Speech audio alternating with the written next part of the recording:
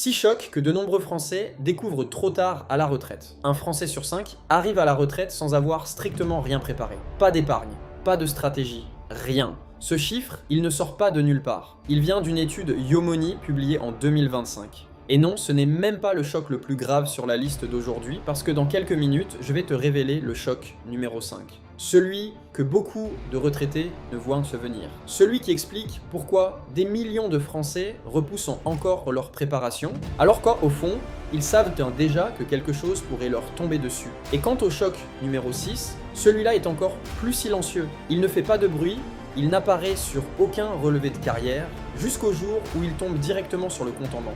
Et là, beaucoup de retraités découvrent qu'ils n'avaient rien vu venir. Reste jusqu'à la fin.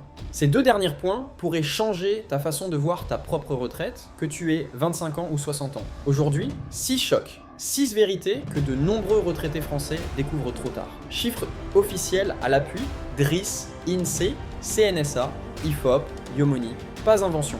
Cette vidéo est particulièrement importante si tu as plus de 40 ans ou si tu as des parents, un conjoint, un frère ou une sœur qui approche de la retraite. Si tu connais quelqu'un qui n'a encore rien préparé, partage-lui cette vidéo. Elle peut vraiment lui éviter de gros regrets. Mais avant d'y aller, si ce contenu t'apporte de la valeur, laisse un j'aime, un boost, un commentaire et abonne-toi à la chaîne. On y va. Numéro 1. Le choc du niveau de vie. Premier choc, le plus courant de tous. Avoir sous-estimé la chute de revenus. En France, la pension nette moyenne tourne autour de 1 541 € par mois. C'est la DRIS qui le dit, en 2025. Sur le papier, ça semble correct. Dans la vraie vie, c'est un choc. Prends un exemple simple. Tu gagnes 2 500 € net par mois en fin de carrière. Ta pension tombe à 1 500 €. Ce n'est pas une baisse abstraite. C'est 1 000 € de pouvoir d'achat qui disparaissent chaque mois d'un seul coup. Pourquoi ça arrive ? Parce que les habitudes ne changent pas du jour au lendemain. Le logement reste le même, la voiture reste la même, les dépenses fixes restent les mêmes, mais les revenus, eux, viennent de baisser d'un coup.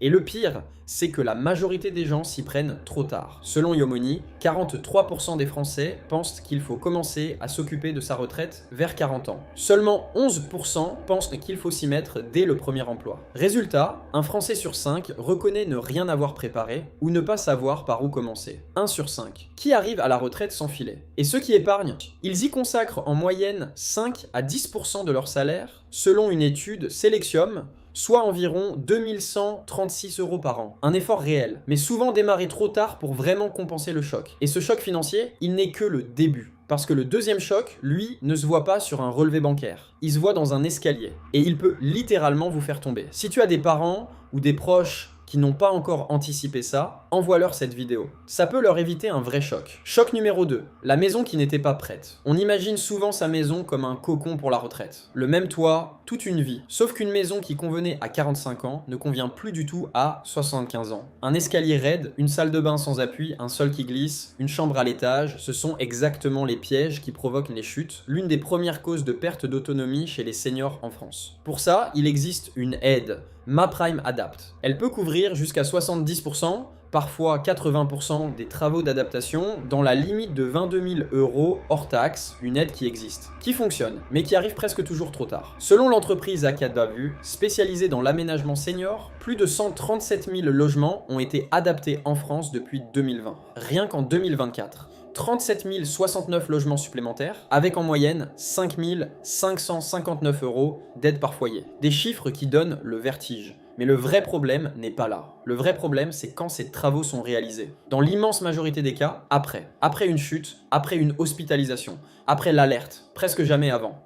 Une simple évaluation par un ergothérapeute, faite quelques années plus tôt, aurait pu tout changer, mais presque personne ne pense à appeler un ergothérapeute quand tout va encore bien. Et c'est là tout le paradoxe. Adapter sa salle de bain à 60 ans, tranquillement, en choisissant son artisan, ça coûte moins cher et ça stresse infiniment moins que de le faire dans l'urgence à 80 ans, après une chute, depuis un lit d'hôpital. Et pendant que la maison vieillit mal, quelque chose d'autre s'installe en silence, à l'intérieur. Quelque chose qu'on ne voit pas toujours venir parce que ça ne fait pas de bruit du tout. Choc numéro 3, la solitude qu'on n'avait pas vu venir. Et celui-ci est silencieux. Aucune facture, aucun symptôme. Juste du vide. L'INSEE l'a mesuré en 2025. Une personne de 65 ans ou plus sur 3 vit seule dans son logement en France. 1 sur 3. Et chez les femmes, c'est encore plus marqué. À 65 ans, 30% vivent seuls. À 45 ans, plus d'1 sur 2. Le veuvage frappe plus tôt, plus souvent chez les femmes. Pourquoi ça arrive? Parce que le lien social d'une vie active, les collègues, les trajets, les habitudes de bureau ne survit presque jamais au premier jour de la retraite. Ce sentiment de vide pourrait s'aggraver justement parce que ce réseau professionnel s'effrite naturellement une fois le travail terminé. Une hypothèse cohérente mais non chiffrée précisément dans les sources disponibles. Ce qui suggère qu'une retraite réussie se prépare aussi en amont à travers le milieu associatif ou des loisirs réguliers commencés avant le départ,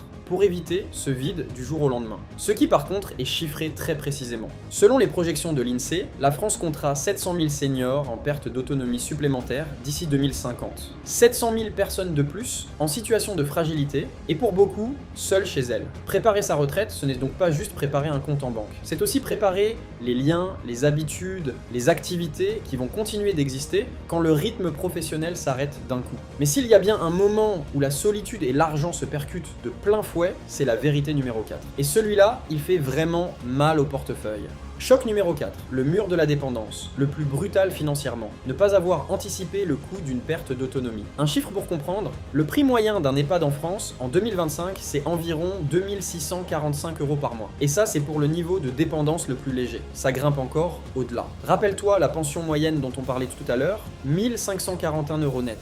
L'écart est immédiat. Et il est violent. Il existe des aides, oui. L'APA, l'allocation personnalisée d'autonomie, versée à domicile ou en établissement selon le niveau de dépendance mesuré par une grille officielle du JR1 au JR6. Mais cette aide est plafonnée, soumise à conditions. Elle ne couvre pas tout. Il existe aussi l'assurance dépendance, un contrat qui verse une rente en cas de perte d'autonomie reconnue. Mais voici le piège, cette assurance doit être souscrite avant la perte d'autonomie. Une fois que le besoin est là, il est déjà trop tard pour signer. C'est exactement ce qui revient, encore et encore, dans les analyses du secteur médico-social. La dépendance, c'est le sujet qu'on repousse parce qu'il fait peur, jusqu'au jour où ce n'est plus une hypothèse, c'est une facture. Et cette facture-là, chaque mois, coûte largement plus cher que la petite épargne préventive qu'on aurait pu mettre de côté pendant 20 ans. Le vrai coût, ce n'est jamais celui de la précaution, c'est celui de l'inaction. Et cette facture, ajoutée aux revenus qui baissent, au logement mal adapté, à la solitude qui s'installe, elle explique en grande partie le choc numéro 5. Celui que je t'ai promis au tout début. Et c'est peut-être le plus important de tous. Choc numéro 5. La confiance brisée dans le système. Celui qui explique tous les autres. 73% des Français ne croient plus à la survie du système de retraite par répartition d'ici 2050. C'est un sondage Toluna Harris pour le Haut Commissariat à la stratégie, publié en octobre 2025. 3 Français sur 4 qui pensent que le système ne tiendra pas. Un autre sondage, celui de Yomoni, dit la même chose autrement. 63% des Français n'ont plus confiance dans le système des retraites. Et voilà le vrai piège. Logiquement, plus la défiance augmente, plus les gens devraient se préparer seuls, de leur côté. Sauf que pour une grande partie de la population, c'est l'inverse qui se produit. La défiance débouche sur l'attentisme, sur la résignation. À quoi bon préparer quelque chose qui de toute façon va s'effondrer? Un sondage Harris Interactive pour Hexagone montre l'écart parfaitement. Seuls 42% des moins de 25 ans se sentent bien informés sur le système de retraite, contre 73% chez les retraités actuels.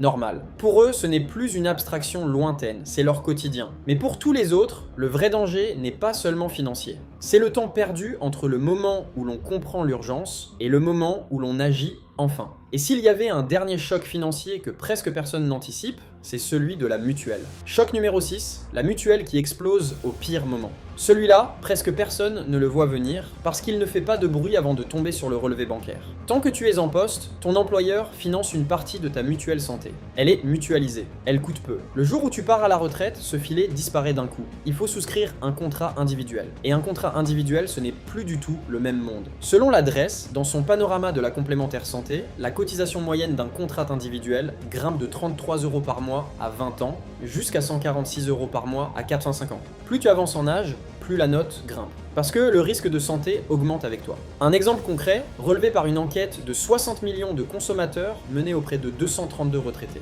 À 64 ans, une cotisation de 125 € par mois est passée à 135 € en un an. une hausse de 8%. À 77 ans, le même type de hausse fait grimper la facture de 218 à 236 euros. Et ça continue de grimper chaque année. En 2025, selon la Mutualité française, une étude portant sur 41 mutuelles et 18,9 millions de personnes, les cotisations des contrats individuels, ceux que souscrivent la majorité des retraités, ont encore augmenté de 5,3%. 5,3% de plus. Pile au moment où les revenus, eux, viennent de baisser. Résultat, une partie des retraités renoncent à certains soins, réduisent leurs garanties optiques ou dentaires, changent de mutuelle presque chaque année, juste pour limiter la casse. Le choc du niveau de vie dont on parlait au tout début, il ne s'arrête pas à la pension. Il continue de grignoter chaque mois sur cette ligne qu'on ne regarde presque jamais avant d'y être obligé. Et si un chiffre financier peut faire mal, un chiffre de confiance peut faire encore plus mal. Parce que le dernier choc, le 16e, explique en réalité pourquoi tous les autres arrivent aussi tard. Conclusion, 6 chocs, 6 réalités mesurées, chiffres officiels à l'appui. La chute de revenus qu'on n'a pas vu venir, la maison qui n'était plus adaptée, la solitude qui s'installe sans bruit, le mur financier de la dépendance, la mutuelle qui explose au pire moment, et la confiance brisée qui pousse à tout repousser encore. Aucune de ces vérités n'est une fatalité, mais tous ont un point commun, ils se préparent avant, jamais pendant. Alors, la vraie question n'est pas est-ce que je suis déjà à la retraite? La vraie question c'est qu'est-ce que tu as concrètement commencé à préparer aujourd'hui pour la personne que tu seras dans 20 ou 30 ans? Dis-moi en commentaire lequel de ces 6 chocs t'a le plus marqué, ou celui que tu as déjà anticipé. Si tu veux savoir concrètement où tu en es aujourd'hui, j'ai préparé un guide gratuit. Faites le diagnostic de votre préparation retraite en 10 minutes. C'est une checklist claire qui te permet d'identifier rapidement tes angles morts. Tu peux le télécharger gratuitement sur ecodécryptage.com ou via le lien est dans la description et en commentaire épinglé pour ceux qui regardent sur YouTube. Et si cette vidéo t'a ouvert les yeux, partage-la avec quelqu'un qui en a besoin. Plus on anticipe, moins on subit. À bientôt sur Éco Décryptage.